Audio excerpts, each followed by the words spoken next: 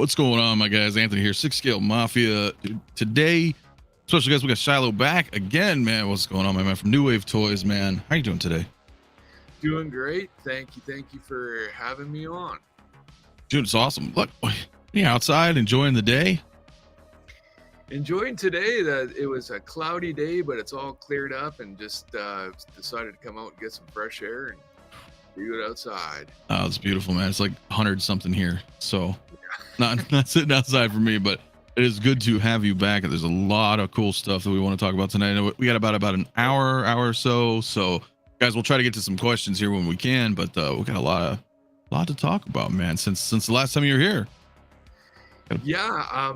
When was that? I mean, maybe 2 months ago. A lot has been announced, and things are upcoming, and we have a show upcoming, so we can touch on all that stuff today. Yeah, no, dude, that's gonna be really awesome. Because that you blew me away the other day. Was it like almost 2 weeks ago now, right? The recent announcement. I guess we can get right into it, really. Let's do it. Let's do it. Well, here, I'm gonna bring up Frenzy here first, just because when I saw this animation here, I mean, that's pretty cool. So this is all distress, essentially.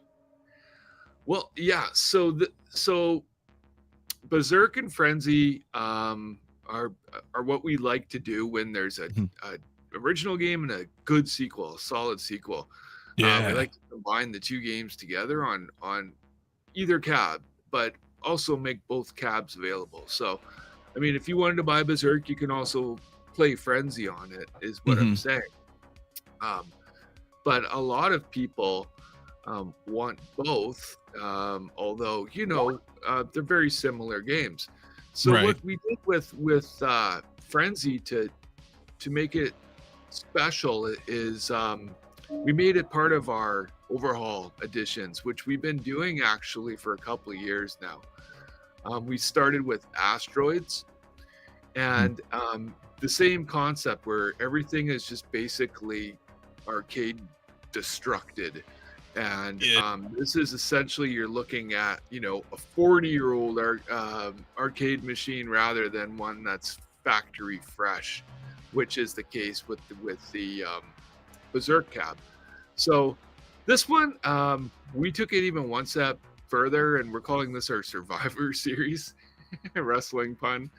And big wrestling fans, and because it's just a new next level of basically battleware, and you're on right now the flickering marquee. That's so cool. Yeah. Don't look at it too much. You might get epilepsy and faint or something. But the good news is this is a feature in the menu that you can set to intervals. I believe it's 1, 5, or 10 minutes, and it'll do a cycle. Or you could just shut it off. It'll just stay on all the time, or it'll just stay off all the time. Whatever you choose. But it's really unique, and we just thought it kicked it up a notch in the sort of half-working arcade machine world. I love it. So yeah, it's kind of like, if you think about what else have we done? We also did probably my favorite one before this was the Warren Davis edition of 𝗕𝗘𝗢𝗡, which was basically, we just took Warren Davis, who's the creator of 𝗕𝗘𝗢𝗡. He has a prototype cab in his house, and we're like, well, you know what? Let's copy this thing 100%. So like, it has kind of the same idea, that the marquee lighting's a little bit uneven. It has like artwork that was changed prior to production, stains on the side, all these things, and it turned out, quite popular. So we're like, let's keep doing it. And this one is really, again, the most battle damaged, even out of the Warren Davis, dirt, grime, chipped wood, all that stuff. It's here. So Well, and you know, people love. I mean, at least in the 6 scale world, I mean, as far as figures, I mean, everybody loves battle damage stuff. I mean, it's really cool, and it adds to that. Like I remember that being in the arcades, man. Things were just messed up. I mean, shit happened. You know, it gets damaged, dinged up, or so old they haven't fixed the marquee or things like that. I mean, it adds character to it. Yeah, for sure. And another cool thing about both of these cabs is there's actually the control panel on the Stern arcade machines back in the day were all metal. And so we actually are injecting the control panel also in metal. And on the Berzerk, the artwork is printed on, so there's parts of exposed metal that look really cool. Frenzy doesn't have any exposed metal, but with the overhaul, we wore away a lot of the paint, so you'll still see some of the metal shining through on the artwork on the control panel. So really cool game. We're putting our 8-way micro switch joystick in there, which is just the same. It's our best joystick, most accurate. It's the same one that's in Ghouls'N Goblins, which is coming out. We'll talk about it in a minute. Also Street Fighter 8-way joystick to Berzerk and Frenzy properly. And I'll tell you, that's great, man, because that Street Fighter joystick is awesome. Yeah, thank you. We made that from scratch, and we're really proud of it. And I mean, if you can pull off moves in Street Fighter, you're gonna play Berzerk, no problem with it. Oh yeah, absolutely. That is so awesome, man. So this is actually kind of cool though too, because, and I know you mentioned this last time, right, with Ghosts and Goblins, but even moving forward, then I mean, you're also doing the coin op action. Yeah, so the coin op action is something that basically we're going to try to include in everything going forward that has some sort of coin op function. And it just brings a whole nother level of the process of playing a arcade machine, really. I mean, back in the day, there was no free play. It was like you scraped up quarters. You would return Coke bottles you found in the field, whatever you had to do try to scrape up quarters. Change. Yeah. And so, it's actually something that we wanted to do from the very beginning. And people we've always included the 1/6 scale metal tokens or quarters with all of our machines, and everybody's always like, well, what are you supposed to do with these? And I'm like, well, you could put them on the bezel as next game, as decoration, that kind of stuff. But it's like, well, what if you could put them in and register a credit? And it's taken us some time, but we finally got around to it. So so it'll actually it'll be just as authentic as the machines then, right? You pop the coin in and it's gonna click over and say, okay, you've added a credit, press start. Yeah, exactly. That's so awesome. And to expand on that, the accessories that you're showing there, a couple things of that were new for Ghosts and Goblins are going to be featured in Berzerk and Frenzy too, like the fake AC cable, the 1/6 scale cable, which is kind of neat, and eventually everybody's going to see what these are for, but we're going to keep that a secret for right now. Oh, yes. Okay, so there's a purpose here. There is a purpose. Okay. I wasn't sure if it was just aesthetics or.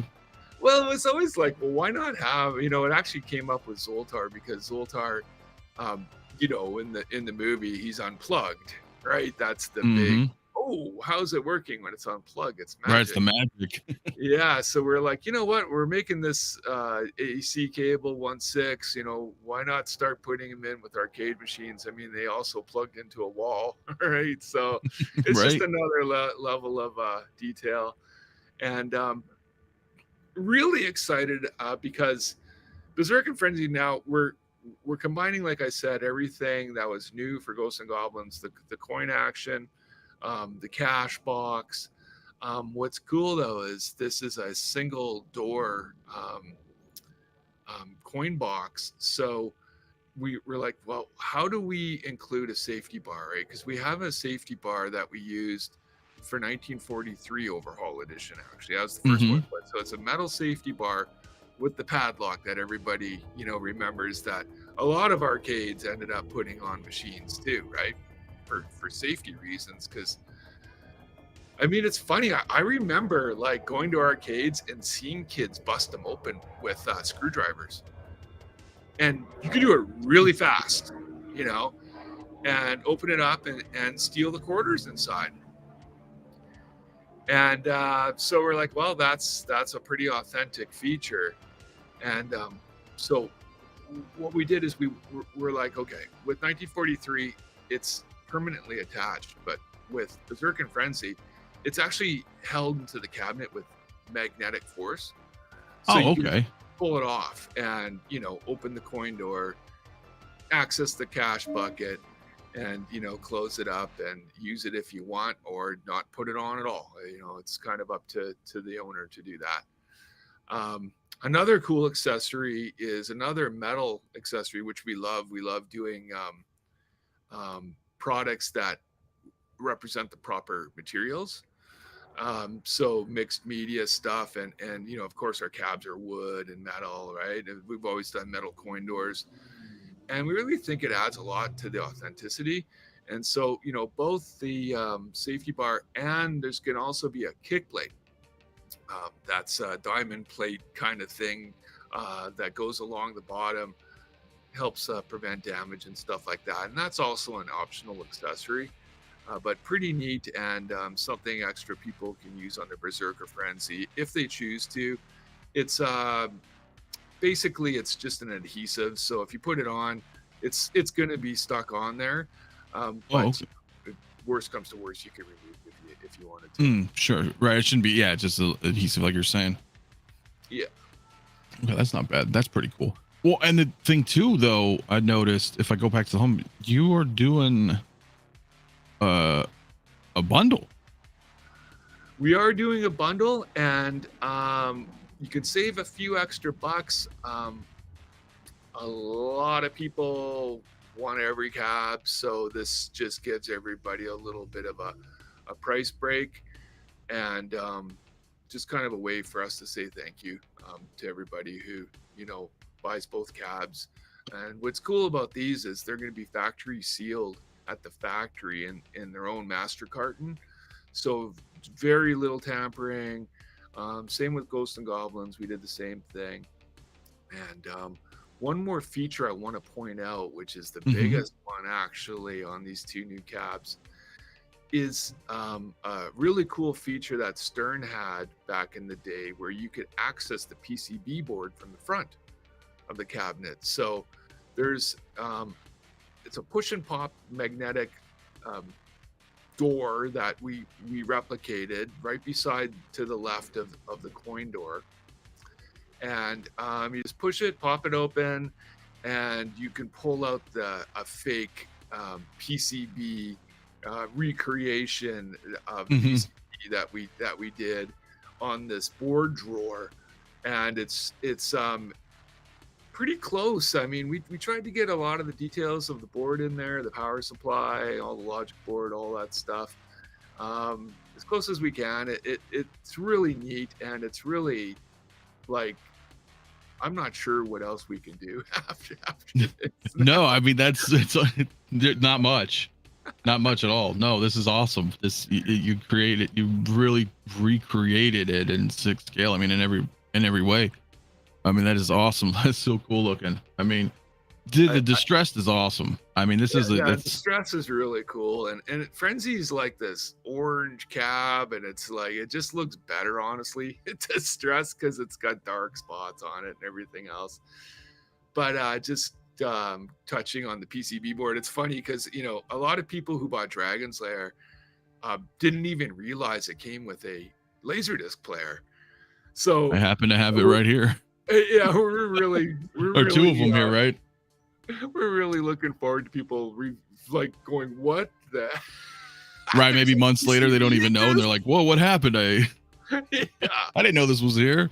Yeah. Oh, it's awesome. And that's what we love doing. We love it when there's little things you notice about the product after you've bought it, little reveals and fun things. Right, just the more things you find over time. I mean, yeah. I was did I see something about this? I don't remember if it was people talking about it or if you had posted it. But the Atari, did you end up changing this to Stern, or is this staying Atari? Yeah. Or This is an ongoing thing. And this is like the two biggest hurdles that we've faced replicating and recreating the arcade machines. Is one, the scale, obviously, right, with of course, electronics, and ergonomics too. You know, we have to kind of keep all that in mind because we like our games to be playable on the actual unit, not just, you know, via USB or whatever, right? So, I mean, that's always an issue, but we've always taken the challenge. And the other is licensing. And the story with Berzerk Frenzy is pretty actually interesting because Berzerk was a huge game. yeah, But I think there were, I want to say 40,000 cabs were made. I actually might be more. I might be wrong about that, but there's at least 40,000 cabs. And to put that in a little bit of perspective, Street Fighter 2 CE, which is kind of the biggest arcade machine from the 90s and forward, had the most install base, was 25,000 units. So Berzerk was everywhere. That game was everywhere. Frenzy, not so much, but Berzerk was definitely everywhere. And it was by far Stern's, who, you know, obviously make pinball machines. This was their biggest arcade smash hit, you know, was Berzerk. And a lot of that had to do with the voice synthesis. Yeah, I mean, that was like, I think it was the first, wasn't it? It's one of the firsts. Yeah. And I think they actually got that probably from pinball. I don't know for sure. But we've been trying for actually a long time to get Gary Stern to license us Berzerk Frenzy because it's a game we've always wanted to do. It's just such a staple. It's just an arcade staple, you know. And of course, it has the coin detected in pocket famous speech. So, like when you finish a game, it'll go through a loop and it'll hit the highest scores in a coin detected in pocket, right? It's so it's awesome. Just, it really freaked people out back in the day. And oh yeah. So anyways, like what? Really, a long story short is that Atari ended up purchasing all the IP rights from Stern. And so Atari, we licensed through Atari. We ended up licensing this project through Atari. They were like, hey, we have this. I'm like, we're in. I mean, we want to do it right away. And but the problem is we can't really be 100% authentic without Stern giving us the appropriate approval to use their name on the machine, right? So we basically were like, all right, can we change the name Stern to a parody, right? Like STURN, right? And I don't think anybody really liked that too much. And then we proposed, well, can we make the Atari logo look like the old Stern logo, right? And Atari actually came around and said, yeah, okay, you know, you can do that. But what we're going to do here is two things. A, we're still chipping away at Stern. So nothing's set in stone at this time. Okay. B, the second thing is we're going to put out a poll to everybody who's pre-ordered. And we're going to ask the question and get everybody's feedback. It's like, all right, a lot of people really don't want it to say Atari just because of the authenticity. And when we totally right, exactly. That, you know, and it's we're trying our best. But you know, maybe the best option if we can't get Stern to finally approve this and is to leave it blank. So, you know, that might be a better way to go. And then, you know, you could draw your own Stern logo. Right, people can like, you know, decal, water decal or something if they want to. I mean, yeah, that's a tough one because I mean, it's better than having like a fake like spoof name, right? Because again, people want the authenticity. But then if that's the case, then they likely might not want an Atari logo. Or in the middle. Yeah, I think a poll would be great because maybe the Atari logo, like you mentioned, kind of like in the stern font, like style, maybe. Yeah, it's a tough one. Yeah, I think if it's up to us, we'd probably just use the Atari one since there's something there. Plus, it was pretty cool of Atari to let us change their logo. Of course. They're a pretty big corporation and they don't really do that kind of stuff, but they love us and they're like, all right, that's awesome. If it helps, we'll do it. I mean, personally, for me, it doesn't bother me at all. But I mean, I'm sure there's gonna be some, but I mean, you can't please everybody either. If just given the situation, I mean, as you're mentioning, right? I mean, if Atari ended up getting the licensing for it, that's who has it. I mean, that's who has it now, and there's certain things that we have to change. Like for instance, on one of the track mode sequences, it has the old stern legal. I mean, that needs to be changed now to Atari, legally. That's not a big deal. It's just the logos that are throwing people off a little bit. And we really want to hear back from everybody and really get an idea of how people feel. So that'll be going out to everybody who pre-orders here probably next week after the pre-order's over. Oh, and that's pretty soon too, right? I mean, I think you had a I don't know if it was right on the top. You had a countdown, didn't you? It's at the top there, the main. But yeah, so we're wrapping this up on Friday. We have so much going on, and so we're behind in announcements and pre-sales, just because we have so much new products coming that we're really trying to plan the rest of our year carefully, and then also next year already, how we're going to roll all this stuff out, because there's a lot that's going on. And so anyway, if you're interested, these are two classic games. Get pre-order in. It's really the best way to buy from us. We do offer a pre-order discount, which we look at it as you're getting in early, you should be rewarded for that. Yeah, like an early adopter kind of. Yeah, exactly. Which I appreciate. We really don't understand why people would pre-order something that has zero chance of selling out, and you're not giving any incentive to actually why do I pre-order? Right. So we've become very good at it because we're basically came out of a Kickstarter is how our company started, with Centipede. Yeah. And we've kind of just kept that model, and it's really a win-win. As we grow, we're getting more and more people on board, and it's like they're like, yeah, why wouldn't I pre-order, because I'm a lock, I'm gonna get it. A lot of our cabs will sell out in like a couple hours when they finally go on sale. Oh yeah, I mean, everything so far. I mean, you guys have pretty much sold out of everything. I mean, it goes quick. So sometimes we're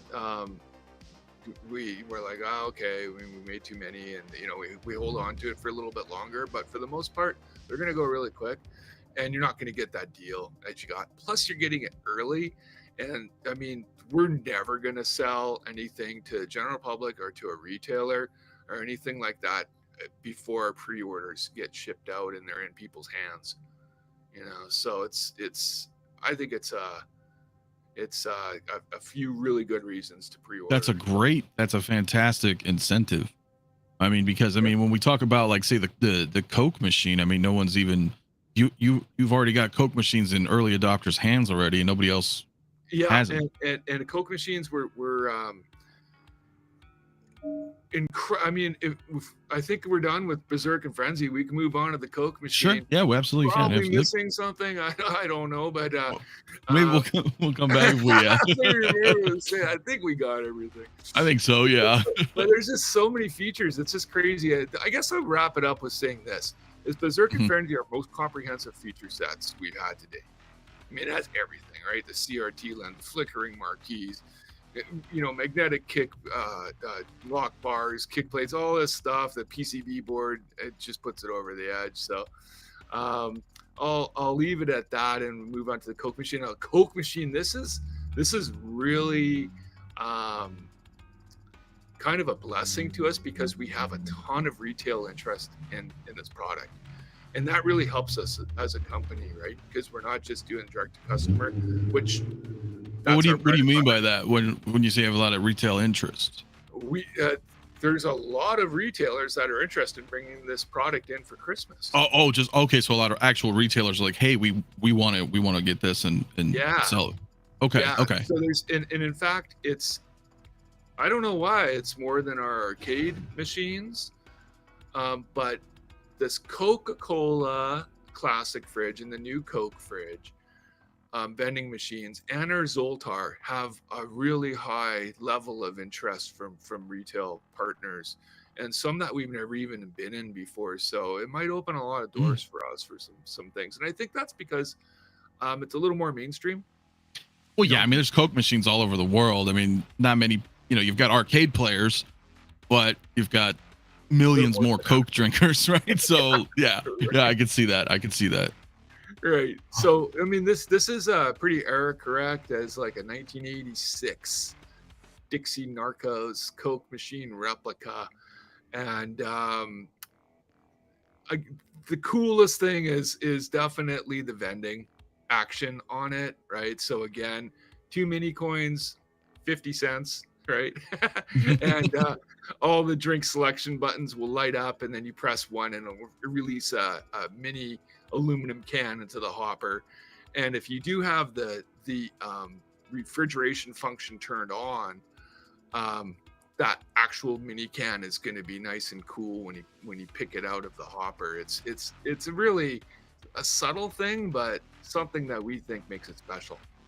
Well, no, I mean, there's gonna be people like in their office or something that are gonna have this on their desk, and they're gonna have a Coke or something, a drink in there, because like I said, it's a fridge. I mean, that's the novelty's there outside of just people collecting arcades, right? Like you said, it's a lot more mainstream. It's a cool novelty piece. A lot of people, I can see why there's a lot of interest there for sure. And the fact that you're doing a new Coke in addition to Coke, I mean, that's the new Coke variant is really interesting because it was a very unpopular drink, right? Yeah. But a very interesting marketing story. Yeah, and then remember people were in the streets pouring it down the gutters, and that was on the news. I remember that. It was like, oh no, bring us back Coke. What is this? But of course you do have Coke as well. But yeah. Well, it's Coca-Cola Classic, right? So what they did is they axed Coke. They brought in new Coke, which they later changed to just Coke. And I think it went on to keep on selling through the mid 90s or something like that. Maybe even later. I'm not sure, which is hard to believe because I don't know anybody who really preferred it over the original Coke. Yeah. There might have been a few diehards. I mean, it must have been, right? Or why would they keep making them? And you know what? You mentioned the refrigeration, and I think that's kind of a sales thing too, where you could put your lunch in this for the day or whatever, drink, and it's going to keep it cool. It's actually keeps drinks really nice and cold. Not as cold as your refrigerator would, but pretty darn close. And on the back here, actually, what's cool too is it's like if you're never going to use this as a refrigerator, which a lot of people aren't. We get that. I mean, you could just change the 3-way switch on the back and put it on just vending. So that'll mean the front light box lights up, all the vending function works, but you don't hear the fans and you don't have to worry about the refrigerator being on all the time. Oh, that's an awesome feature then, right? Yeah, giving people the option, because for me, like, this would go in my arcade. I don't. Yeah, right. I may try it once, right? Obviously, just to have it go over time, and then put a drink in there, and test it out, and be like, oh, okay, this is pretty good, But after that, I would likely just flip it over to the vending switch and then have it in the arcade. So that's really cool, because that's going to take up extra power or whatever that I'm not going to do, and I like that you give that option. It does there's 2 fans on the back, and there's a condenser. It keeps it cool, and so it does drain power for sure. So. Really exciting. I mean, we'll have these on display at the Cleveland Gaming Classic, which we're going to talk about here a little bit later. That sounds exciting. Berzerk Frenzy on display, so you'll be able to see those since we already talked about them. I might as well mention that. And as far as getting these on sale, well, we're waiting to see how many we're going to get pre-ordered by retail, and we want to make sure we can fill those orders as good as we can. And this is Okay. another reason why it's good to pre-order, because something like this might happen, and we might not have that many to sell. So Yeah, so it's because I had a lot of people asking that. I know a couple people in the chat had asked as well, and people that I know had asked that. Basically, what happens is, so an announcement will come out. If you're on the mailing list, you guys, if you guys out there are signed up, right, to basically your newsletter to be informed, you get an opportunity to be an early adopter. Not only do you get it before retailers, you get it at a discount for being an early adopter.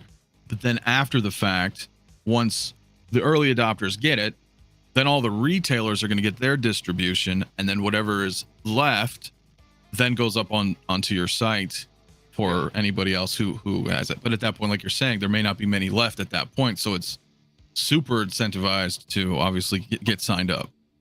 Yeah, exactly. So I totally encourage everybody to go over. All you need to do is sign up. We're not going to spam you to death, I promise. And we try to just keep it, here's something new, and here's an No, I update can for you. vouch. I mean, I don't get no, there's like no spam or anything. Yeah, There's so no I'm just spam, like, hey, thank you. I mean, yeah, I hate signing up for something, and all of a sudden it's like I don't need 6 emails a day from you guys. right. Reminding me of the same thing, and I think everybody else feels the same way.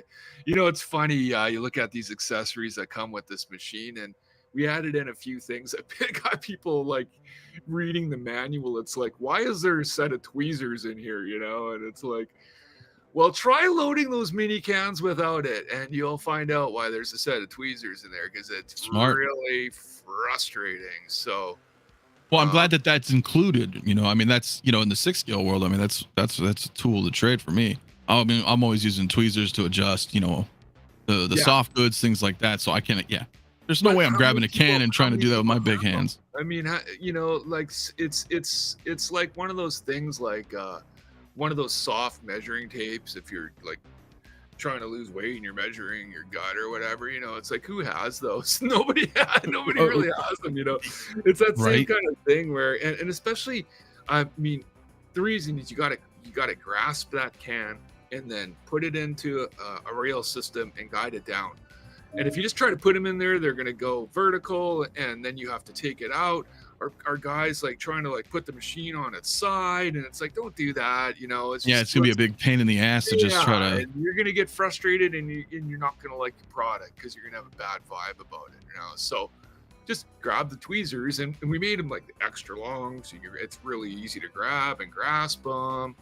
And then another thing that's pretty neat too that we decided to add is a new wave vending sponge, basically. And this is like an antibacterial sponge that just sits at the base of the inside of the refrigerator, and this is going to help soak up any condensation from the walls or the cans or anything that it just happens with these thermoelectric refrigerators. There's no way around it.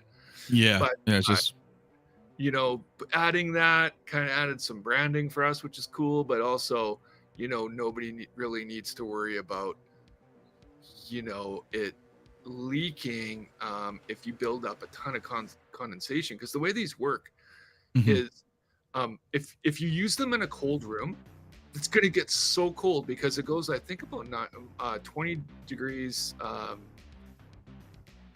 colder than ambient temperature. Okay. So if you use it in a cold room that isn't 70 degrees or so, it turns into an ice cluster because it's too cold. Yeah. Right. Well, it's just like a fridge, right? If you're in a super cold environment. Yeah, and then right. But this is even more sensitive because it's just with thermoelectrical, right? So, so anyways, I mean, we always try to think of everything 360 degrees. So when you get the box, everything works together, and hopefully even having a manual that tells you very simply what things are for and how to do things is important too. No, absolutely, it is. I have a friend of mine actually in the chat, Bob Dylan, my friend. I mean, if I can bring this up, he was sharing this with me for you because he is an early adopter.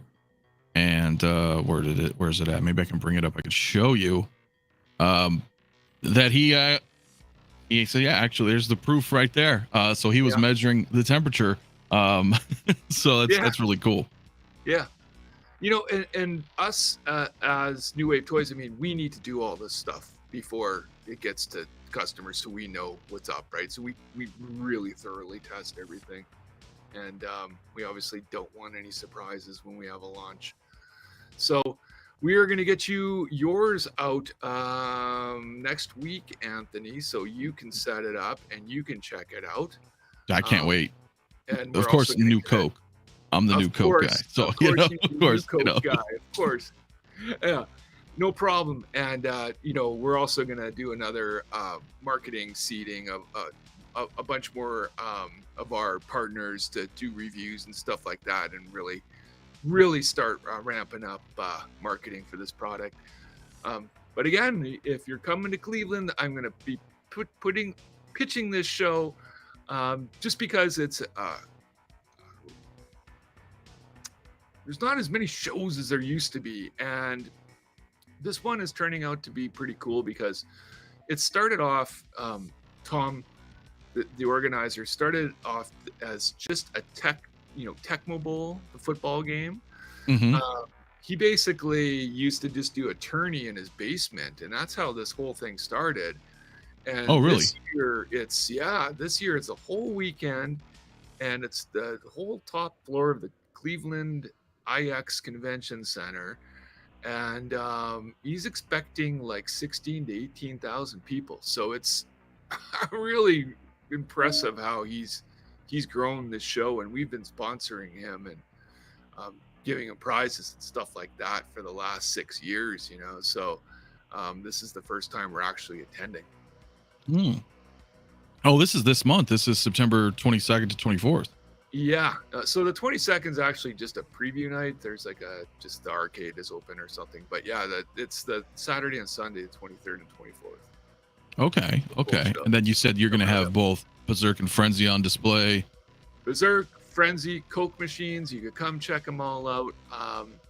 And good segue into Ghosts and Goblins and Ghouls and Ghosts. Oh, that's very true. Which we will also have on display.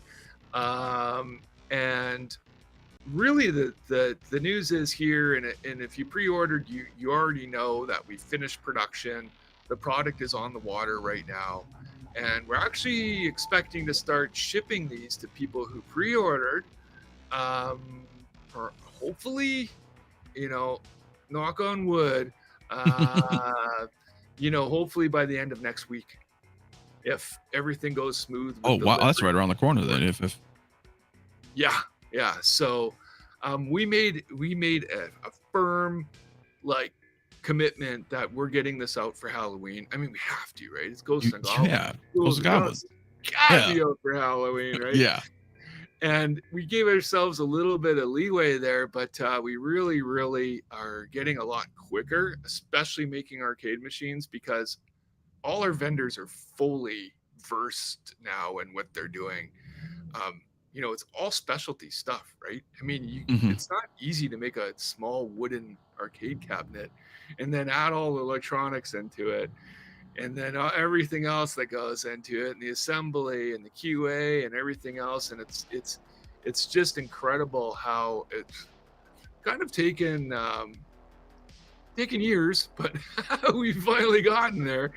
And we're really happy that we're going to have these in the hands of everybody who's pre-ordered,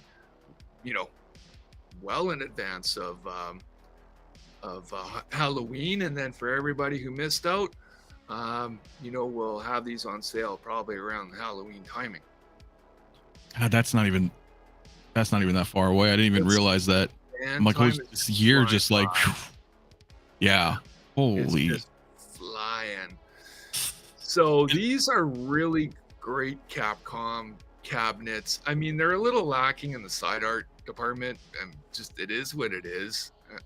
You know, Yeah, but I mean, it's still artwork. beautiful. I mean, it's classic. I think it is. It's still. I mean, they're not Atari cabs, right? Which are Right. the most beautiful cabs and artwork that came out of anybody, really. I mean, they're the best, and we're obviously going to keep on making Atari cabs, but these Capcom cabs, these games are really top quality, and you know, it's funny. These are really hard games, as everybody knows. Oh my god, yeah, this was like one of the hardest games I ever played growing up, man. Like, oh my gosh, it was addicting and hard, and I love this game, and it just blew me away from the first time I played it. And then it was like, I rented it for my Sega Genesis and was playing it at home and stuff, you know. Yeah, me too. Yeah, so it's a real kind of, it means a lot to a lot of people, and we just want to pay a proper homage to it. And you know, we work closely with Capcom and the producers and stuff like that in Japan, and they really appreciate our efforts and how we try to keep everything, you know, so authentic and stuff. So like authentic, yeah. I mean, because it's, you know, there's other people making arcade stuff, and you know, we just take it to the next level. We try to, anyways. And really, these are, there's no try. You absolutely do take it to the next level. Yeah, like seriously. And these are just, I mean, they're beautiful. Actually, I love the black and white. That's my problem, is I don't really know which one. Yeah. You know, because they're both awesome though. Like, this is the one. I think this is because of, as what you mentioned, like on Super Nintendo and Genesis. I'm pretty sure this was the art. I'm pretty sure, because I remember the font more. If the art is the same or not. Like Super Ghouls'N Ghouls, or it's been so long I forget. Yeah, when right? I think it's different. That came out after. Yeah, but when I see this font, I remember this font more than the other one. I think there was more of these cabs than the blue one is originally a Taito cab, which is weird because it's like Taito distributed it in the North America for Capcom.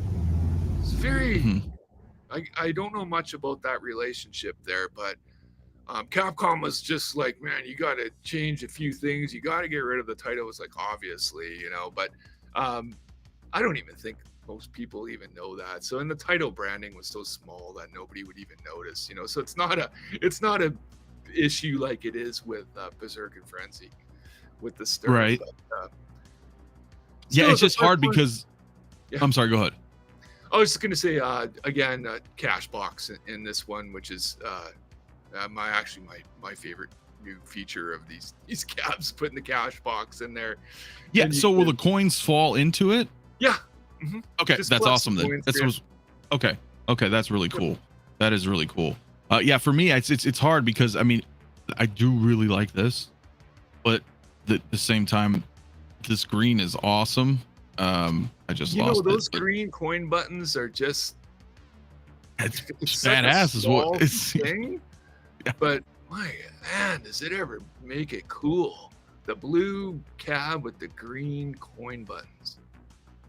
Yeah, I'm torn. I'm torn on it because they're both awesome. And you know what? They're actually not green. It's yellow. It looks like a neon green, but it's actually it does really look neon yellow. Yeah. So awesome. Snotlips, though, good question. He's just curious, will the cab allow switching between regions? Because there's the different region versions of the game. No. North American only. That's the one everybody knows. I mean, listen, 90% of our sales are in the US. That's the version we're going to use. Mm-hmm.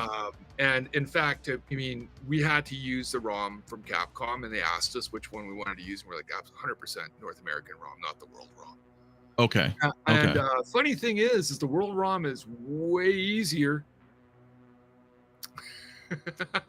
Well, the North American version is much harder. No easy difficulty for you guys out there. Yeah, you'll get through it though. You know, eventually.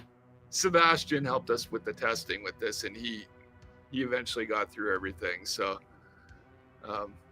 yeah, I mean, this is really cool, and it's a really fun Halloween drop for us. So, I'm excited. I'm looking forward to it, and it's cool that you've had, you know, this. Well, you mentioned Atari as well, but just having this this good relationship with Capcom. I mean, there's so many Capcom properties out there that I'm sure could possibly be down the pipeline. I mean, absolutely. And we're definitely gonna do a few more Capcom projects.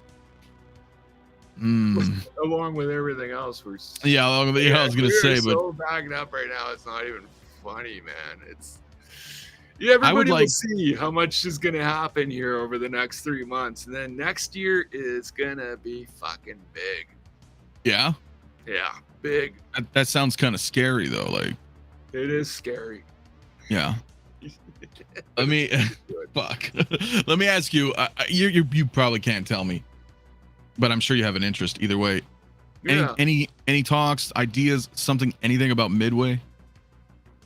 Always in conversation. It's through Warner Brothers now. It's crazy. It's like my career. I worked with Warner Brothers so much on Mortal Kombat projects. Like, I did things for Scribblenauts. I worked on Lego Dimensions, all this stuff. I have all these contacts at Warner Brothers. And of course, I leave and I start my own company, and pretty much just a whole turnover there. So it's all new people, and it's kind of like been. You're like, hey, do you guys remember me? I did a bunch of stuff, and now I'm over here doing this. If they weren't there, And yeah, I know. Yeah. Big companies like that, I don't know. They got like a big turnover. It's really weird. It was like surprising, and it was actually really kind of sucked too, because it was like, man, to me. I wanted to start with either Atari or with Midway / Williams, Yeah. Oh, but, Williams. Oh my God. Yeah. Some of the yeah. I mean, they're all the same now, So, yeah. Yeah, but gosh. I mean, those, obviously we love all those games. So. Well, yeah. I mean, because I was just thinking. I mean, obviously, Mortal Kombat. I mean, is the number one. I mean, that's fucking Mortal Kombat, dude. I mean, like, it's that would be amazing. But then like you could do like Gauntlet or something. There's there's just so much there. I mean, 720 is. I want to do a 720 and want to have a removable boombox on top. Oh, that would be awesome. Really, we want it, and we're gonna keep on working on that. Now. This is just me asking questions, guys. Really, this is I honestly have no idea to these. But Street Fighter 2, do you see doing another Street Fighter down the line? Possibly in a different form factor. As in, it would still be Street Fighter 2, but like an overhaul edition, or a different Street Fighter in general. Maybe a different cabinet. Okay, maybe a different cabinet. All right. Okay. I mean, I honestly. We did that. I'm gonna get this mixed up. I think we did the HS1, the smaller Dynamo Cab. Not the bigger ones with the bigger screens, but that's what we replicated for our first Street Fighter, and I always wanted to do Big Blue because I just thought it would be better in scale for 6 scale. Because I'll just be totally honest, it's always bothered me having just one control panel on a 2-player game. But there was just no way around it to actually be able to play it, especially a game as complex as Street Fighter, where you need micro switches and you need all these things. So right, it launched as one player, and it was totally fine because we had the arcade stick that had a storage compartment in the back if you wanted to play 2 players, but it always kind of looks off to me, and so yeah, I would like to do another one. Yeah, I mean, I think most collectors wouldn't mind so much. I mean, I don't know, because I have Street Fighter 2, right? But if it had player 1 and player 2 on it, I don't think I'm not gonna go to one of my friends or something and be like, hey, you want to try to play this with me? Right, just because you can't so I don't know, but just for the authenticity. That's exactly what I'm saying, right? So it's like this weird thing we always have to look at. It's like, you want this to be playable? I mean, Street Fighter's got to be super accurate and playable, and it is. You could pull off any nasty moves on that, right? Or what's the chances of two guys that are going to want to cram their paws on the same little 1/6 scale game and play it together? Yeah, it's Not very too. many. It's Yeah. just weird, and that's why we make USB. Actually, our USB connections started with Street Fighter, and we just carried that on with every game. If you want to use a larger controller, if you want to use your newer gen. Oh yeah, I mean, PlayStation controllers, you could plug them in and kick back on the sofa, plug in an HDMI. Bro, got a whole this Marvel vs. Capcom stick works. Yes. Yeah. Speaking of Marvel vs. Capcom, that is a Capcom thing though, right? Like, does that have to go through a Marvel? Yeah, that's it. Thing too, Capcom or is also a Disney thing, right? Yeah, so I'm curious about that. I don't even know if that's something you can talk about or not. But can Capcom just be like, yeah, sure, go ahead and do MVC, or do they have to go through Disney and Marvel and all of that? That's a split royalty. That's a big negotiation there, trying to get everybody to take a little bit less because it's so much royalty. Right. Yeah. Everybody's got to get a piece of the pie there, and yeah, and Capcom wants it. It's got their characters. They made the game, and it's like, well, Marvel's not cheap, and right. So I mean, once you're in with Disney, you're in. I mean, you got access to Lucas, right, Marvel, and all the Disney IPs.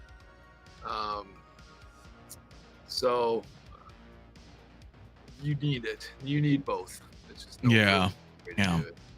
Like, how cool would that be? My number one cap, if it was to be Marvel, just thinking totally like what would be the coolest to me would be the X-Men cap, that massive one, big. Well, you mean massive 6-player, so you can play as Dazzler, and well, they were in there anyway in the 4-player, but you know what I mean, like. Yeah. Oh my God. And I think it would just be so dope, like in 6 scale. With so many you can put so many figs around it and stuff, It would be massive. It would be. I mean, it would be awesome. Don't get me wrong. Like, I would take a 6-player X-Men, a 4-player like Turtles, 4-player Gauntlet, 4-player and Simpsons, whatever. You remember the G.I. Joe game, the arcade? Oh yeah, yep. That one too. With Marvel, there was the Avengers game too, the 4-player. Marvel 4-player. You know what? I don't know if I know that one. Yeah, it was like Captain America, Hawkeye, Iron Man, and Vision. Okay. I'm pretty sure. If anybody remembers this in the chat, let me know. But I think those were the four characters. But there was a lot. Yeah, there was, and that's the thing. Like, if you get it right, you've engineered it right to have a 4-player cab, then it opens up, right? Because now you're like, well, shit, we got a 4-player cab. We can do a lot of different 4-player games now. I mean. Yeah. Potentially. Yes, Captain America and the Avengers. That was awesome. I love that game. Yeah, Simpsons. No, that was a game, man. Remember Marge would hit people with their vacuum. Yeah. So, that's awesome. Joel's wondering when we'll be getting the next Replicate announcement for this year. I mean, it's September, so really soon. Really soon. Okay. Yeah. So there's going to be another announcement in 2023. Yes, there's going to be another Replicate specific announcement in 2023. If not two. Okay. Oh man, Time Crisis. See, the thing is, the gun games would be cool, but like, I don't know how you could work them. Well, a gun game we would have to do through USB, so you could play it on a big screen. So I mean, we take our hardware is legit, man. Like, we run games perfectly, and we even double check when we're actually, I want to mention this too on Berzerk Frenzy. We're looking for somebody to help us, and we got some really great applicants last week of basically professional Berzerk Frenzy players. We're looking forward to play through the game and let us know if there's anything that's not arcade accurate, right? And we try to do this with every release. And unfortunately, Alan, who was the original guy who created Berzerk Frenzy, had passed away a few years ago. Otherwise, I have a feeling he'd be totally on board. And like Warren Davis and like Jonathan Hurd and even Donna Bailey, all these legendary programmers always helped us test our games, which is just incredible, right? Yeah. So, it's not too late if anybody's interested in that and you think your, you know, skills are up to speed, please email us at customer service at New Wave Toys. And Oh, okay. So those go ahead and send you an email. Say, hey. yeah, just shoot an email and just, what are your credentials and, why would we want to have you on board? And this is just a thing we're going to start doing it if we can't get somebody from the original team to help us on the development and just debugging the firmware and the software and stuff like that. So I'm glad I remembered because I did want to mention that. No, that's awesome. That's good to know. I might know a couple of people too. Actually, I'll let them know. We got some really good ones. I mean, we're probably good, honestly. But if anybody else comes out of the woodwork, we'll look at it in the next couple of days and make an announcement here by the end of the week. No, absolutely, that'd be cool. Oh, Rock'emon Chris, yeah, Commando 1985. That was Capcom. Oh, I love Commando. I love Mercs too. Yeah. Again, we love these like awesome first game with a really good, solid second game combos. Yes. That's just great for us because we get 2 cabs, 2 really good games, and just like Berzerk Frenzy and Ghouls'N Goblins, Ghouls''N Ghost. Yeah, 1942, 1943. Exactly. Right. Exactly. I like that you have that. Or wasn't there? Wait, was there one more? Well, we did Turbo with on. Street Fighter, right? Yeah, we had Turbo. Yeah, we got Turbo on there with Street Fighter. 𝗕𝗘𝗢𝗓 has harder, faster, more challenging 𝗕𝗘𝗢𝗓. We've done it on a lot. We've done it on a lot of games. Yeah, and so that's gonna likely happen moving forward. I mean, like I'm just speculating, but if you did a Mortal Kombat, you could do a 1 and 2, or maybe a 1, 2, 3, kind of situation, where you've got 2 or 3 ROMs on it. But yeah, exactly. So you don't have to buy every cabinet, and if you don't have all the money in the world, or you don't want to, but you would buy the one that you think is the sexiest, or the one that you remember the most. Yeah. See, my problem though is if you did a Mortal Kombat, I would just buy 1, 2, and 3. I just would. I just, you know what I mean? I couldn't. Well, God bless you, man. We need more customers like you. Well, because they're all class. I mean, I remember the first time I saw Mortal Kombat when it first came out. And what's your favorite cab though? What cab do you think that's the best artwork out of those 3? Oh my God. Well, I mean, 1 is classic. Yeah. I would have 1 on and have it in a track mode because I love the music in 1. I mean, 1 is it. 1 is the best game. 2 came out and like really kicked ass. And I do like that. I like the black with the red that's got the lightning bolts, and then you got Raiden on the side. Also, yeah. 3 was good, but I think when they did Ultimate Mortal Kombat 3 in the arcades, I like that one the best. But I mean, you couldn't do like all of those. I mean, but if you did like 1, 2, classic 3, I would have to have all of them, man, and just keep them on their respective game there, and then just let them sit in the track mode. I mean, you mentioned a track mode, and I think we talked about this last time, how the track mode is so important because you don't have to be playing these. You can just have the ambience, right? Yeah, mine are on right now. I mean, it makes all the difference in the world hearing each tweeting, right? And there's a lot of games that actually didn't have audio, a track mode audio, or is very limited. And I'm actually gonna, I'm glad you mentioned this because it reminds me of Berzerk Frenzy. I mentioned the coin detected in pocket. It only plays once on the ROM after a game is completed. It also doesn't play if there's a coin already inserted. So if there's a credit sitting on it, it's not going to say that phrase, which that totally threw us off, and we didn't know that, right? And then on Frenzy, there's no track mode audio at all.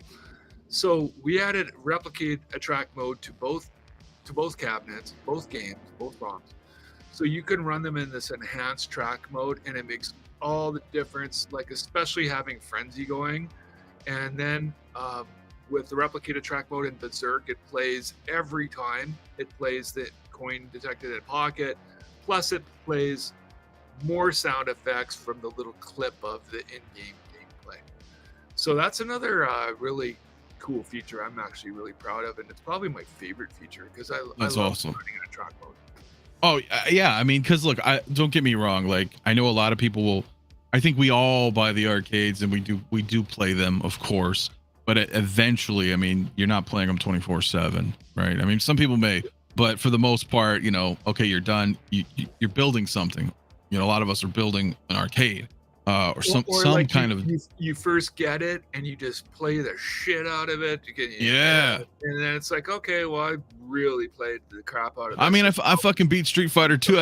I think I could with my big ass hands. I was sitting there. I didn't even, you know, and then I tried the controller and I was like, oh, that worked too. But yeah, I mean, I beat it just as is, and it's cool. Like, I didn't think I could, but you know, but it's, yeah, exactly. So once you play the shit out of it for a while, and you find a home for it. Look at it, it looks cool. Get the sounds, you know. It's the same. I use it for my own personal experience. We talked about it earlier, but scraping quarters, man. Maybe you'd have 2 or 3 quarters to go in an arcade with, and I really spent those very frugally. You know, I'm like, do I want to try this game or go play Galaga, which I know I could play? Dude, like when I was low, like, because you know, sometimes you go in with like a fucking bounty. You're like, all right, I got like $10 or something, yeah. And then when I'm running out, I got like $1 or $2 left. I would go sit in the cocktails and just play Tetris or Miss Pac-Man, because I was like, I could get more time for my quarter. You know, like, yeah.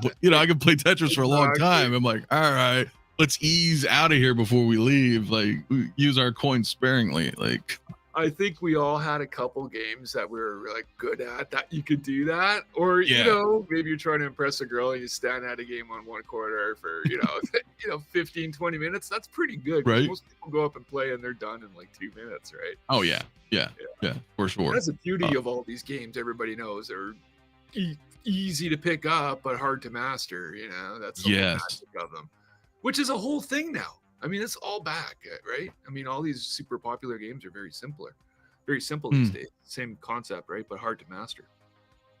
Dude, yes. Guys, yeah. And I do have a super chat here, my man. Thank you, Rockamon Chris, $4 super chat, my man. He says, I still like the idea of the punching bag game, but you would flick it with your finger. I love it. Yeah, that is actually pretty cool, man. Thank you for that, man. Right. Go big Afterburner with the moving cockpit. Oh yeah. Hydraulic. Yeah, there's so much.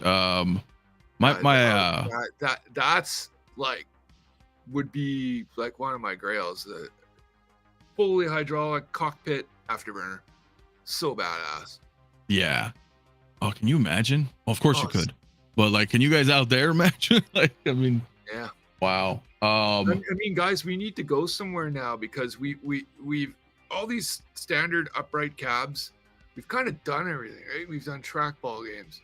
We've done fighting games.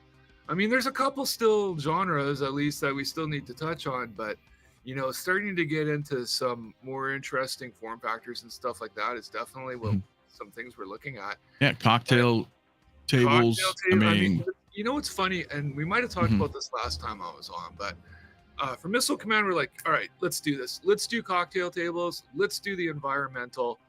Let's do them all. And at the end of the day, we did polls, and everybody's like, just do the stand-up one. Okay. But I think things are a lot different now that we're a few years down the road, you know. So. Yeah. I mean, I'm gonna put a poll in the chat, guys, right now. And I'm gonna ask everybody watching right now, would you buy cocktail machine? Simple as that. Yes or no? Put a poll in the chat, guys. Let us know, because I would. I think they would sell. I mean, because there were iconic ones, right? I mean, Miss Pac-Man, right?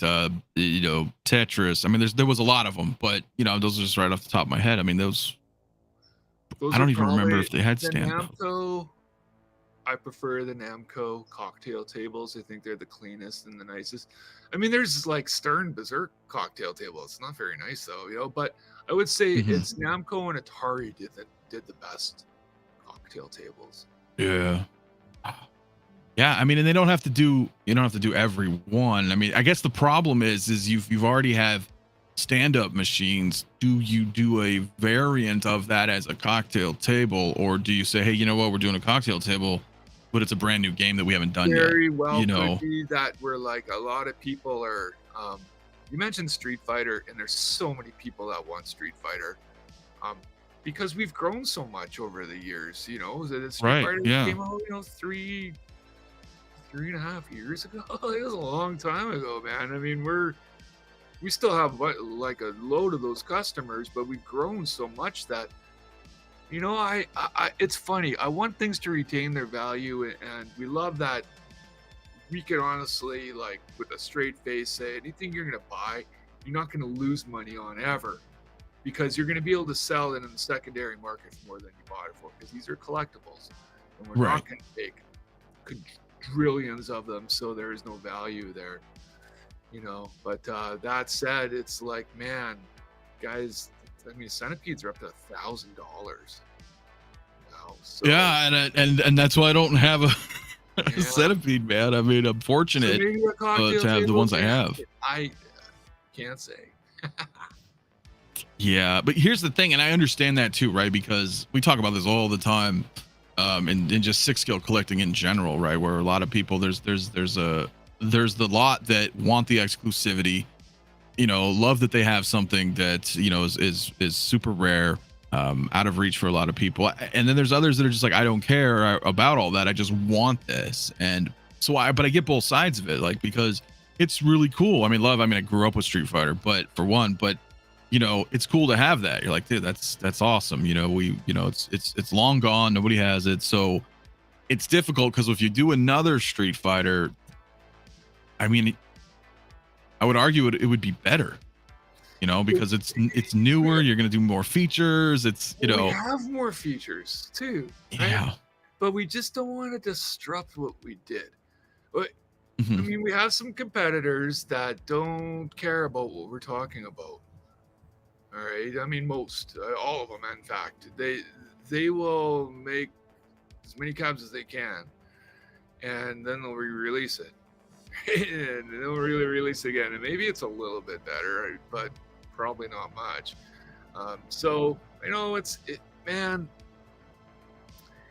it worked with Dragon Slayer, and we did it with Dragon Slayer because this is a nice segue to the next topic here. Is something that we announced with Dragon Slayer and Space Ace was Spectator monitor support.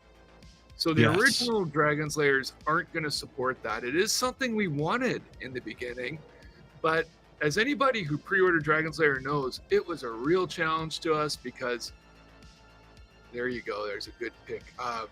Digital scoreboard, laser disc game, Daphne emulation. All these things were all new to us, and we wanted it to be perfect, and it took us a long time that we could never get the monitor done. The Spectator monitor done. So we're like, all right, we developed a whole new board for this. We had to have a more powerful processor to screen mirror. So the original Dragon Slayer will work with HDMI out, but it won't mirror on both. Follow what I'm saying? Yeah. It's gonna shut off. It's not a exactly. You're not mirroring. It's I forget the term, but it'll shut off the transfers, and because it didn't have enough power to make the resolution on both and mirror both. So it was actually a lot of work and a lot more expensive. And we're like, you know what? We did not make enough Dragon Slayers. I mean, we didn't make enough, period. And we're like, this is a good game for us to redo this. If you bought the original, you're still going to have great value because it had the original Laserdisc player in there. You know, stuff like that. It's still awesome if you don't care about this monitor. And then we open it up to other people who missed out the first time around.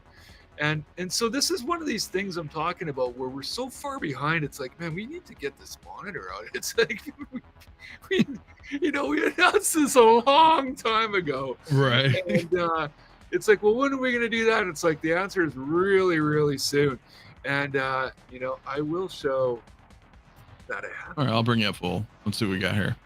I have it with me, and as you can see, it has our 𝗕𝗘𝗢𝗢𝗥 lens on it, which is really glaring because it's in the sun right now. But I mean, it's really but I mean, you're showing it in an extreme situation, right? This is about as extreme as you can get.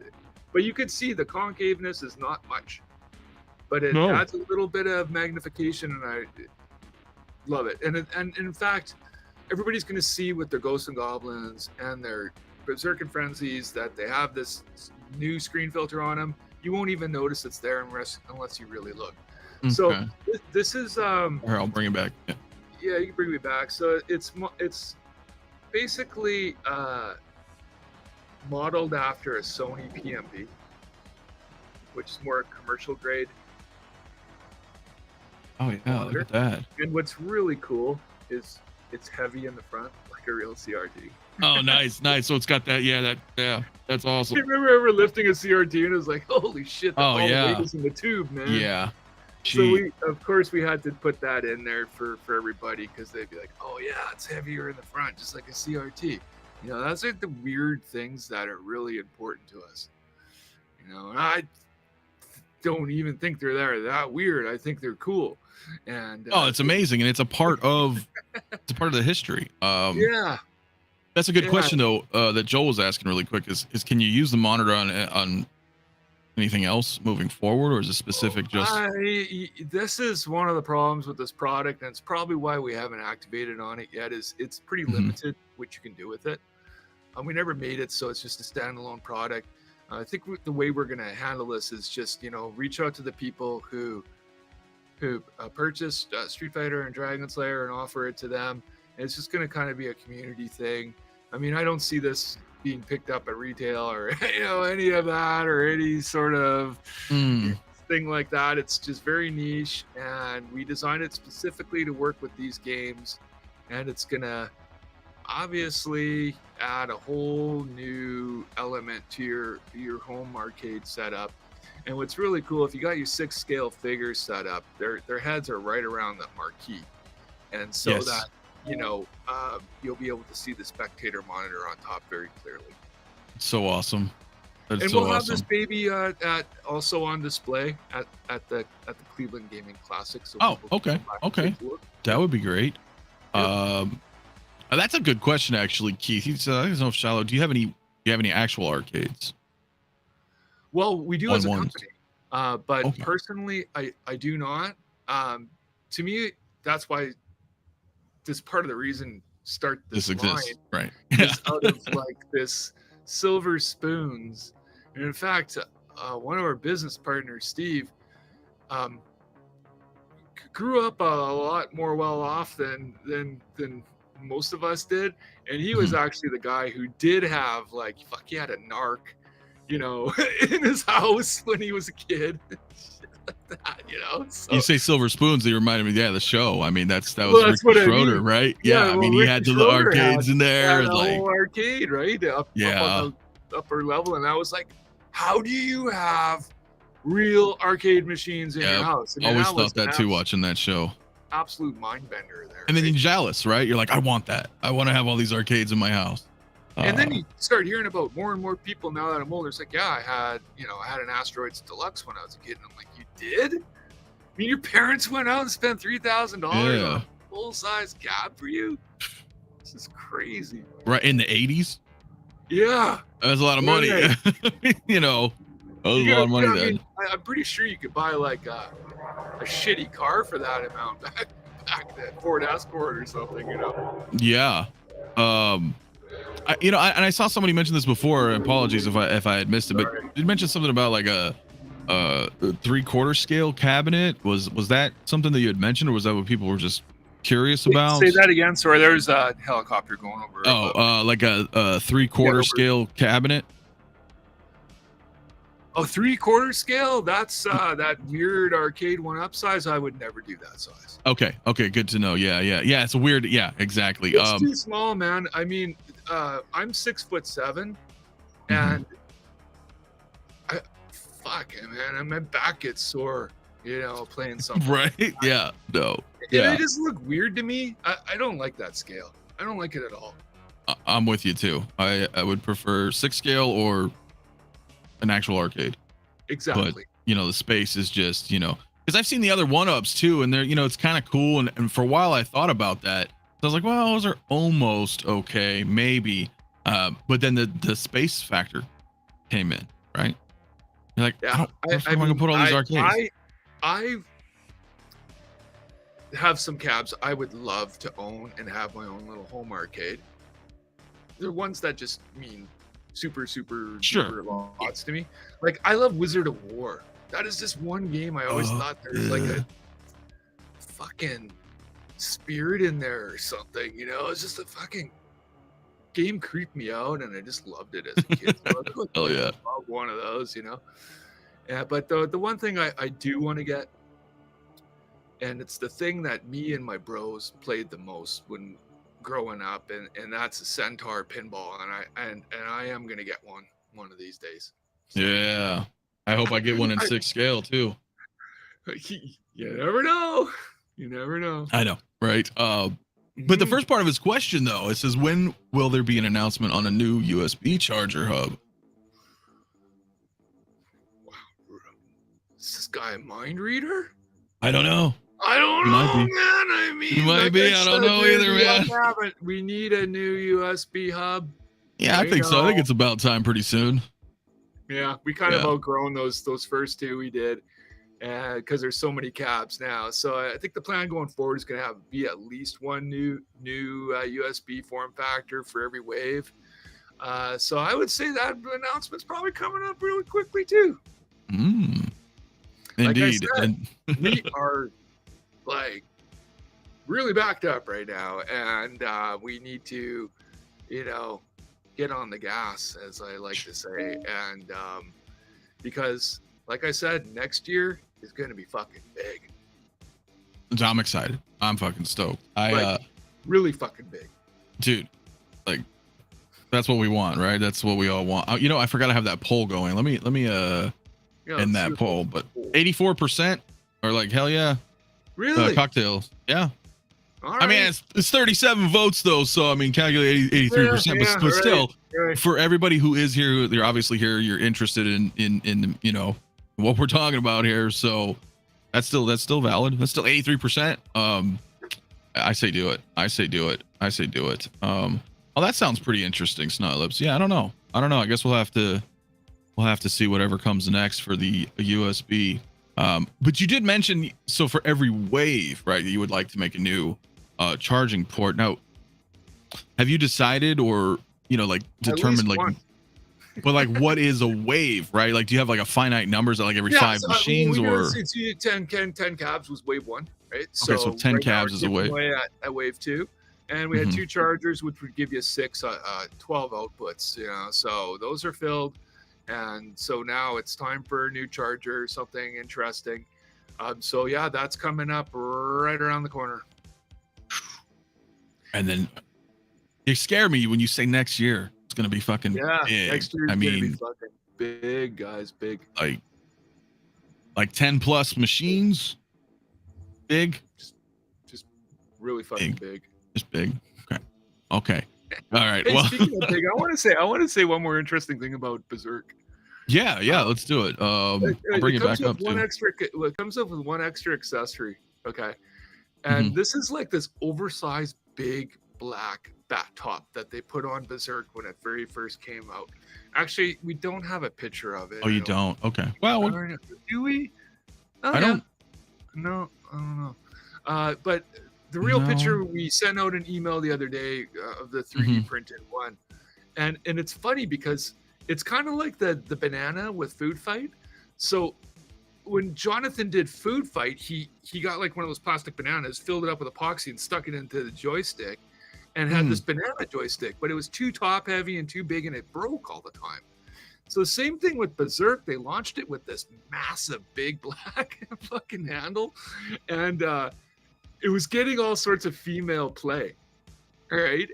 But they were breaking, and they found that they were like, all right, we can't do these anymore. There's too much breaking down in the field. So they switched them all out with red ball tops, and they switched them at the factory too to start doing red ball tops. And guess what? Lo and behold, that female demographic stopped playing Berzerk. Really? Wonder why? I wonder why. Maybe size does matter. I'm not sure. Maybe. Well, maybe, man. Maybe. It may not be. Feeling of this. Right? Yeah, that's interesting, man. It's really, an interesting analytic. I'm not fucking with you. I'm not full of pull. I'm a very honest. No, I believe you, man. A real true story, you know. But of course, we have to throw that in with the Berzerk, just because it's part of the history, and we love that. We love telling the story of the game too. Dude, it's awesome. I know you have to go in a little, but we do have one other thing we didn't talk about. And I'm interested. The Radness. Radness. So I know what this is. Obviously, you know what this is. Most people know it's a bicycle, but I mean, this was a huge, I would hope most people know it's a bike, but this was huge. This was huge for us back in the day. We were talking about this before, man. I mean, I had a mongoose. And you had a mongoose. My cousin Rodney had a mongoose too. I had a Diamondback. I had a Diamondback Silver Streak, and that was my first bike. And to anybody Gen X growing up, I mean, that's our crew, man. We're Gen X, really. That's our demographic. And how did you get to the arcade? I don't know if you're like us, you either ride in your BMX bike, because BMX bikes were magical, especially to guys like us who it introduced you into high performance parts and upgrades and like this whole racing thing and lightweight. And I mean, and these bikes are just stunning and beautiful. And when you saw them when you were a kid, they were bright and colorful. And this came out of SoCal, and it went all across where I grew up in Canada and all across the States. Yeah, it's huge. It's like skateboarding and BMX. I just love these things, And as a kid growing up, our glimpse into the world of it was all through magazines. And in particular, BMX Action magazine was my favorite. BMX Plus was another good one. And then all the freestyle stuff started coming out in the later 80s, which I also really love, all the freestyle BMX stuff. But this kind of progression of, we're starting with Mongoose, one of the OG companies, right? Started in the mid 70s, one of the very first companies to start fabricating strong frames for racing that weren't like a shitty Stingray, right? Frame. Yeah, and like super lightweight and lightweight, chromoly, different materials like that, like these Motomag wheels, which are cast out of steel and were super strong, so nothing was breaking. But and then all this anodized parts and the chrome finish. And in fact, this is actually nickel, because Mongoose did nickel in the 70s. This is like a 1980s era BMX Mongoose Motomag. And if you know anything about this stuff, if you look at it, you'll see we're correct on all the parts, right? So zoom in. I mean, we got the headset on there, we got the proper fork, we got all the proper geometry. The handlebars are the same shapes and everything. That the grips actually have little mongoose like embossed on them. Yeah. I mean, take a look at the Mongoose Gold stem, which is that double clamp stem, which was like the shit because they came with those crappy one head abercosh or whatever they were called, those crappy fucking stems. This was the upgrade stem. The classic tires before they did the gum walls, the classic Motomags with the silver around the rims. This is actually first gen BMX. We're still using like coaster brakes, ripping around the tracks and stuff, right? Brakes, right? But you could obviously, lots of guys were already putting handbrakes and free wheels on these by this time. But one piece crank, The original rat trap pedals, we recreated the sprocket, that MotoMag looking sprocket. You'll even see, go up just a tad. I want to show the seat post clamp. This is what I love this, and I love that Mongoose approved this. That's a tough neck seat post clamp. And if that means something to you, we're boys, we're brothers. Because it was like, if you had any little bit of money and you could buy anything to upgrade for your bike, you went to the bike store on Saturday, and you went to the bike shop with your buds. It's like maybe one day you could only afford a sticker for your number plate or whatever, right? But then there was like, okay, you know what? I got $27. I'm buying a fucking tough neck seat clamp and upgrading my seat clamp. Yeah, dude. So it's kind of like that, and like even the quilled Mongoose seat with the plaque on the back. I mean, it's styled, man. And Dennis, I mean, we just fucking everything, the dropouts, like all the geometry again, everything is accurate. It's a fucking perfect replica. It's pretty close, man. I mean, it's a rubber chain, right? I mean, shit like that. But I mean, I'm not gonna ride this. I mean, but you know, have it on display. I'm like, oh, this is fucking really sweet. Dope looking stand. You could see the top. You go down just a bit there, yeah. Like, it's kind of like frame parts welded together, and we thought, why the hell not make a cool looking stand, you know? So. Again, this is if it's successful, and it will be. I mean, there's so many people that maybe don't even know about us that are in the vintage BMX community, which I am of part course. Of. And I'm a BMX collector myself. But I collect the 26-inch bigger bikes because I'm so fucking big. Of course, yeah. Normal bike, you know, it looks like a clown bike to me, but. You know, we're really fortunate to start with Mongoose and have them as a partner. And this is meant to be another line. So we want to tell the story of BMX, and why not start with the Mongoose MotoMag, you know? Yeah. Move on from here, different brands. I mean, imagine a PK Ripper.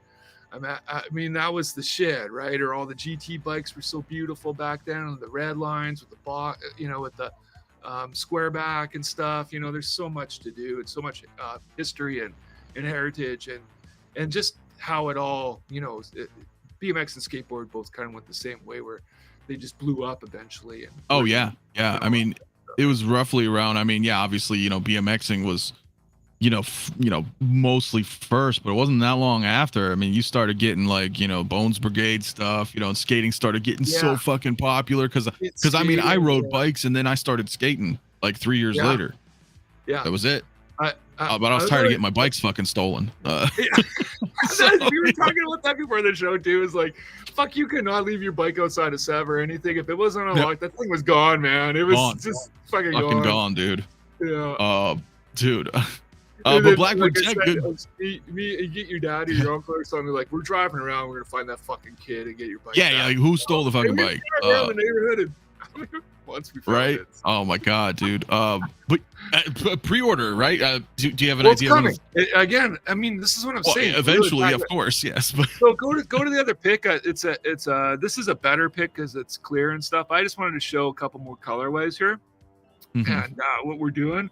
So you have the white with the red, white, and blue. I mean, I absolutely always wanted a bike that was like that, right? With mix and match parts with the red, white, and blue. So you're going to see more colorways. They have little number plates with little micro zip ties and sticker kits and all sorts of shit.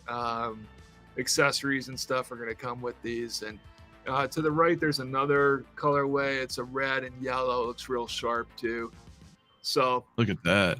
Yeah, you know, this brings me back, and it just reminds me of the first time I walked into it was a bike shop. It was the first time I was outside of like a Woco or a department store or something like that. I went to a real BMX bike shop because it was just starting and coming around to Canada around 78, 79.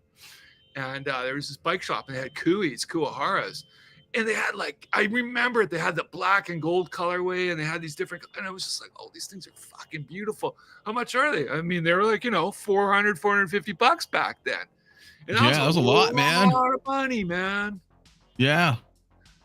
So anyway, there you go. Pad sets. There's soft PU pads and all that good shit. So So Yeah. are you launching with like 3 variants then, or is that something you can talk about? Or Yeah, we're gonna have some color variants to launch with, some pre-sale exclusives, so they'll be super rare chases and stuff like that. dude, that's fucking awesome. Hishi, my man, as well, dude. Yeah, Stranger Things kid themed bikes would be kind of cool, obviously. Well, But you know, it's funny because Mongoose made those bikes. mhm.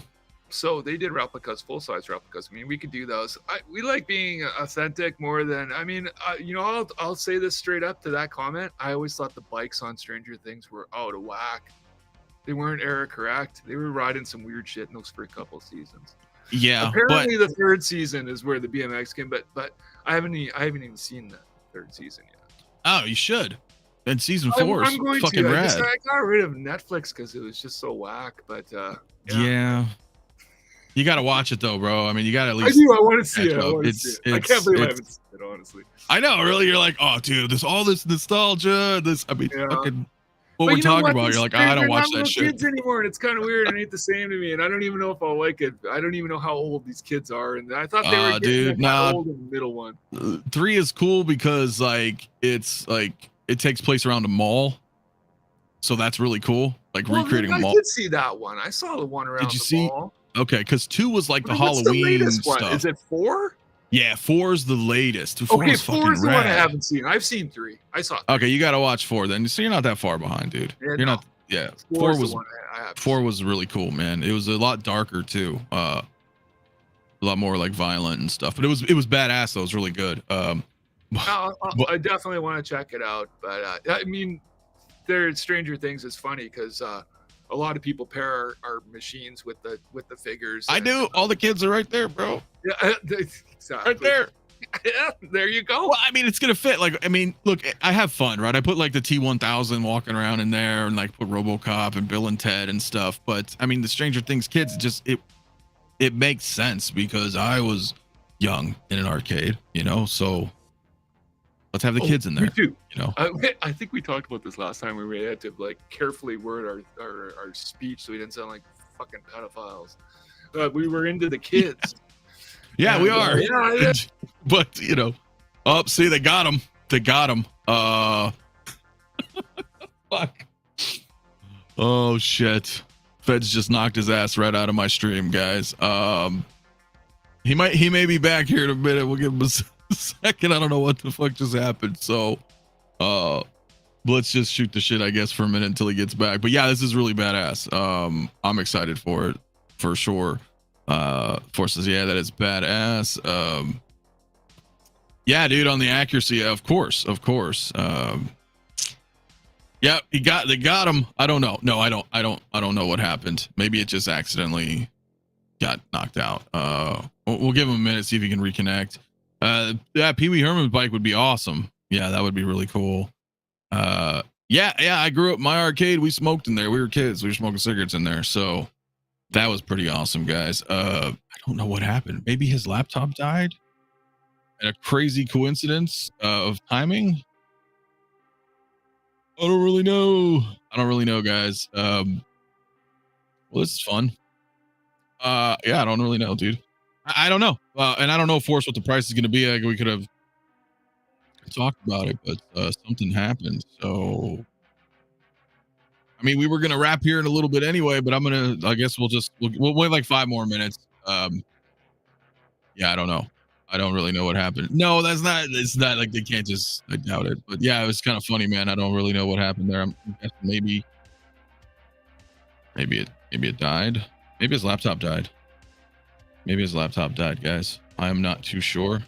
Yeah, he was starting to kind of glitch out a little there. So it could be, maybe the laptop died. I'll give it another minute or two, guys. And then if not, then we'll just go ahead and wrap. But yeah, I'm excited. For these, of course, man. Yeah, Oilers just announce anything you want, like it's really gonna happen. Oh, I know, that would be pretty funny, dude. That would be pretty funny. I mean, the bikes are awesome. I definitely am interested in the bikes.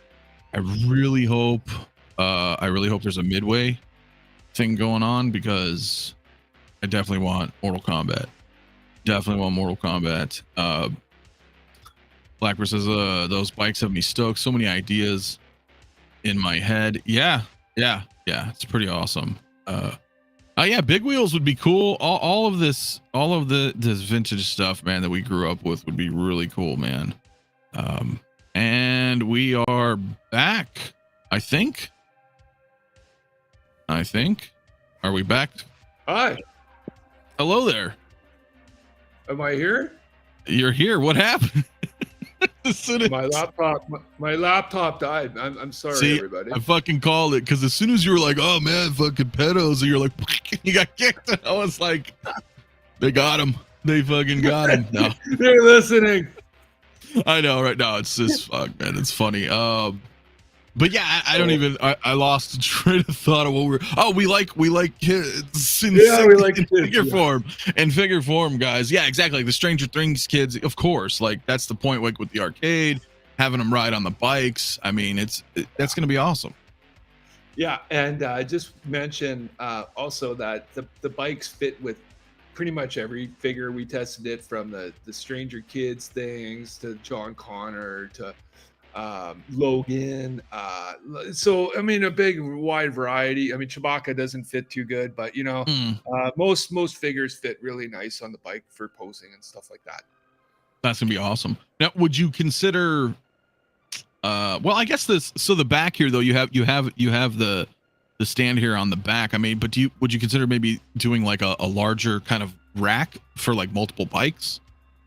It's a good question, maybe. But for now, we're just going to put these stands so you could pretty much, you know, display them however you want. Right. Like you could do that on your own this way individually, just kind of keep them lined up if that's, you know. And you know what? Sometimes you might not even want to stand. I mean, I've been playing around with them and posing and stuff, and I really like them around like the vending machine and stuff like that. I think they really fit. Like that picture I shot of with the Coke machine. Yeah, that's just a quick pic I just took in my kitchen. No, that's awesome. But they look really good together, and it was like, you know, people be like, "Well, what does that have to do with the arcade?" Well, it's like how we got to the arcade has something to do with how we the whole arcade life, right? And which we talked about. It's like, how did you get to the arcade? I mean, you either took the bus, or you walked, or you rode your bike, or you took your skate. Yeah. And, yes. Those were kind of the ways, and it was pretty rare. Mom and dad were driving you everywhere back then. I mean, it was for me, anyways. You know, so we were highly independent kids back in the day, I would say, and I wouldn't give that up for the world. No, we absolutely wear not. helmets and pads and stuff. We were so dangerous. Oh my god, I would just turn corners so fast and eat shit, dude, and just get scabs, like just road rash everywhere. Yeah. You know what I'm talking about. Oh, I know what you're talking about. Big time, man. I got knees, like little rocks in my knees and in my palms, and like, oh man, all scabbed up. My mom's like pouring like hydrogen peroxide all over me. It's like, there's like one big my knees, everything. Oh god, I remember riding my skateboard, and I was kind of going downhill on there was a sidewalk. It was kind of going down the hill in this park, and there was like apparently a decent sized rock like right on the sidewalk, and I hit it, man. It just popped me right on this wheel, and I just went flying off my board, dude. Just fucking, oh my god, I miss it. I wouldn't trade it for the world, man. Growing up the way we did, for sure. Yeah. That's funny though. Bob Dylan says this photo's messing with my head. Only the plug gives away the scale. Yeah. It's like, oh, you got an arcade and a Coke machine and some bikes in your house, like. Oh, that's awesome. Yeah, really excited about this. It's funny because like growing up and having this company now, I just get to like do all these things that I'm passionate about. And I mean, obviously a lot of other people are passionate about the same things, and we all kind of grew up the same way and everything. So that's really my whole favorite thing about New Wave Toys and my life, which is the company, you know. So well, and dude, you're doing an amazing job, and it's so cool that I mean, not only for yourself, but I mean for all of us out here, you know, you're recreating our childhoods, man. I mean, in every way. I mean, who would have thought like we would be interested? I never thought growing up, oh, someday I'm gonna want a 6 scale Coke machine. Yeah. you know, but where I am now, you know, I'm like, you know what, that's fucking bring it on, bring in all these cool things, man. Let's, you know, because we're making the arcades, having bikes. I mean, it's cool. The boom boxes, you know, everything. It's awesome. It's freaking sweet. I love it. Yeah, and it's great for the company because we keep on, you know, attracting new people with these new projects. So it's like, you know, maybe somebody just loves collecting Coke stuff and they'll never buy anything else, and that's fine. Sure. But, yeah. But when we do, like, we only did a teaser on this BMX thing so far. We had so much traction off it. It was incredibly positive. Yeah, because that was San Diego, right? It was a Comic-Con, yeah. And I mean, people were just freaking out about them at Comic-Con, just like Peter was there taking pics and stuff. And, you know, what is this, you know? And, you know, but you look at something like BMX where a guy might look at our stuff and go, I was really into arcade machines back then too, but I haven't thought about them in years. And, you know, maybe they'll get back into arcade. And then it goes the same for 6 scale action figures. I mean, I know a lot of our clients and stuff didn't even know what hot toys were, but I guarantee a lot of people have bought them or bought some other 6 scale figure that they bought, you know, it's like, what is this?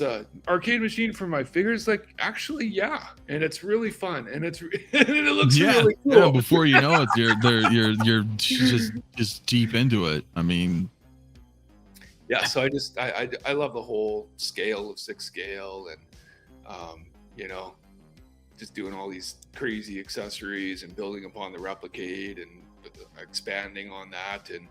And like I said, just a bunch more things coming this year, and next year is going to be really big. Dude, I can't wait. I I know you got to, I really can't. I mean, my wallet can, but I mean, shit, dude. It's going to get to a point for me. It's going to be like a 2-story, 3-story arcade. I mean, eventually. I mean, you're going to have to go vertical. I don't know if I can go horizontal. I mean, there's only so much. I don't know. We'll have to see. Did you ever think about making like a neon arcade sign or something specific, either for company or something? There's small little accessory things like that we're just going to be kind of peppering in and dropping. And we got a couple of those planned for this year too.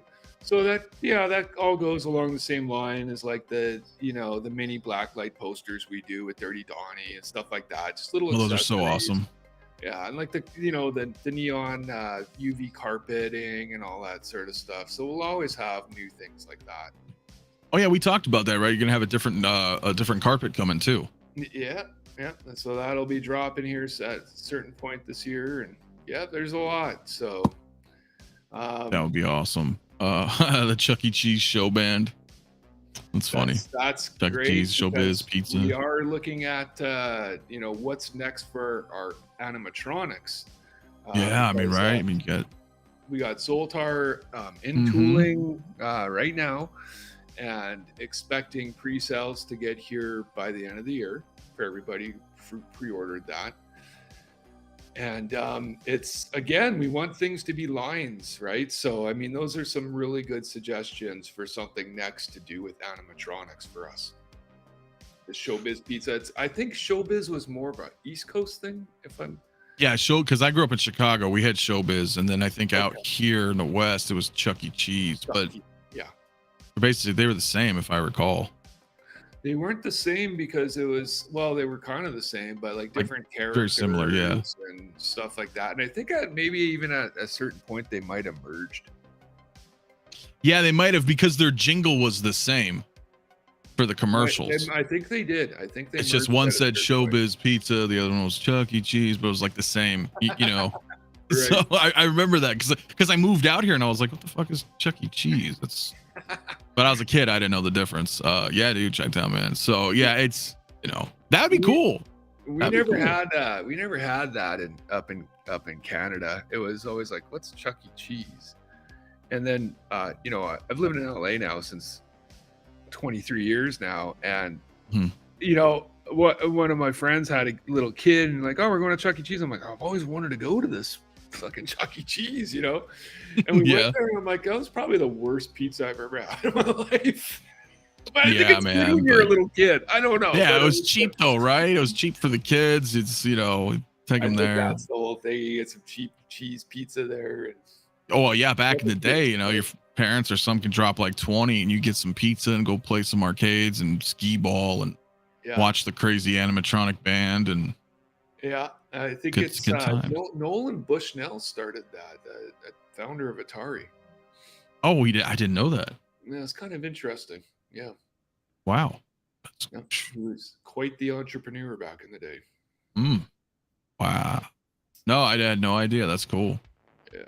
Well then, shit. Maybe you can do something like that. That'd be. I don't know. I might do that. I might take some. It means a lot to a lot of people. A lot of people grew up and their whole life going and seeing those animatronics, and I just love animatronics. I think they're so. It's super cool. And if you can get them all in sync, right? Have them all connected and turned on, and that they all look like they're. Yeah. That's pretty awesome. That's pretty awesome. But guys, I think we're gonna have to wrap, right? I know you have to get going, and always a pleasure. Always a pleasure. Yes. I mean, having you here. Yeah, thank you, Anthony. Always nice being on, and maybe we can do it again after Cleveland and talk about some other new things that have been announced. Let's do it. I'm always down to talk everything that you guys are up to over there. I'm loving everything. Everybody else is loving everything. It's super awesome. I'm kind of scared about next week or next year, but I'm also excited. Don't be scared. It's just big. It isn't scary. Okay. That's how I should end the show. Guys out in the chat, man, thank you guys so much for coming in and having all questions. I'm sorry I couldn't get to everybody, but I do appreciate everybody here, man. Make sure to hit that like on the way out, man. Subscribe if you're new. Obviously, sign up, right, to your emailing list so you guys can try to, get in there first, get the early adopter bonuses, and I think on that note, let me mention this, and then we could say goodbye. There is a promo code if you want to get on Berzerk Frenzy. It is promo code GoBerzerk, and that'll get you 20% off, which is a nice savings. Oh wow! Well, 20% off. Yep. That is a really good savings. Yeah. Okay. I just dropped it in the chat too, guys. But that's gonna be awesome. So thank you, everybody, and thank you for having me on, Anthony, and we will get you your Coke machine out next week. Dude, that's gonna be awesome. And I can't wait. Can't wait to see it in your arcade and how you set that up. Oh yeah, it's gonna be awesome. I'm super excited. I am super excited, guys. So I know, again, awesome as always. We will obviously talk again soon. I hope you have a blast at the con, and I look forward to seeing maybe some surprises. There's going to be plenty of surprises we have planned, and everybody make sure you subscribe to 6 Scale Mafia and smash that fucking like button. Yeah. Yeah. No, it's awesome. I appreciate it so much. I've always wanted to say that. I'm not a YouTube guy, so thanks for letting me do that, Anthony. No, of course. Next time I'll record it for you, and I'll just put it at the beginning. We'll just play it all the time, like one of those radio you're listening to blah blah blah, like you actually have a really good radio voice, so yeah. People have told me that, but I appreciate. Maybe good. I do. I mean, you sound like a DJ. I guess that's a cool thing then. Yeah. DJ now, man. Radio. Yeah, man. My favorite DJ of all time is Wolfman. What was his name? Wolfman Jack. Yeah, Wolfman Jack. Fuck, that guy was cool, man. Yeah, God, I remember that. I remember that. Yeah, dude, him and there's a couple others. I think what's his name was cool too. Guy kind of got like broadcast over the whole country, right? Oh yeah.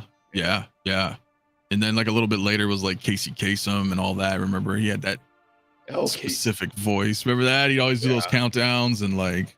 Yeah. Nobody beats the Wolfman. No. All right, brother. Well, thanks again for having me on. No, of course. Thank you, everybody, for your support of New Wave Toys and your continued support. And stay tuned. And we got lots of things coming.